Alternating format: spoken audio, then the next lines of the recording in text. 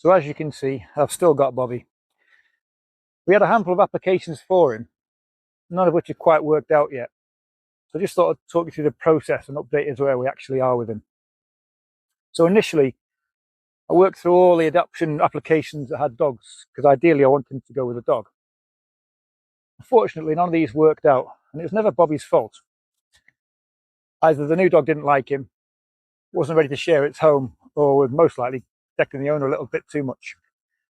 So it took a month or so to work through those, because you've got to arrange times, dates, meet at their homes, meet at neutral ground, sometimes meet at the rescue. So once they were out of the way, we then looked at the second tiers, which is the homes that didn't have dogs. Now, the problem was, after a month or so of trying to work through the ones with dogs, the good applications without dogs had already found rescue dogs, which is brilliant for them and great for the dogs, but not so good for Bobby. More bad luck. And then we've got the weird phenomenon that most rescuers will recognise. We'll contact an applicant, say we're considering you for Bobby, you're still interested. They say yes, they're very keen, and we try and arrange a day and a date and just get completely ghosted. No response. And each time this happens, it takes a week or so to realise they're not getting back to us.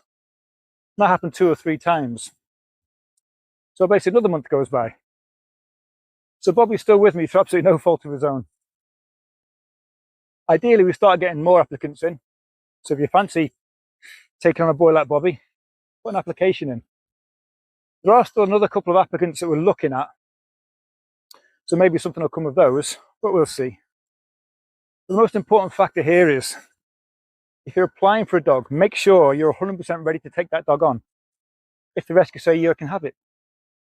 The 2 biggest resources that rescue centres need is money and time.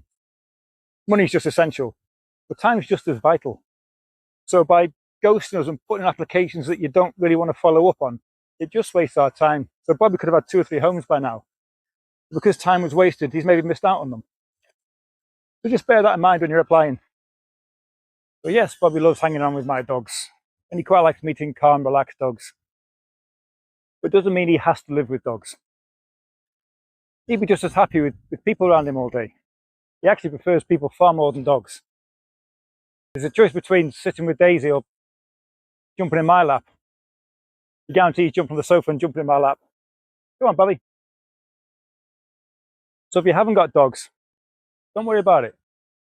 You can still apply for him. I just don't want him left for hours and hours on his own. Come on, Bobby. In the meantime, Bobby's obviously staying with me. He's doing really well. He's handling everything great. We've still got little adventures when we can. Obviously, he loves Daisy and Nala, but they make it really easy for my foster dogs to come in and feel comfortable. They're very welcoming dogs. So I'll keep doing what I can, still keep taking him out, still keep progressing him. But at some point, he needs to find a home of his own.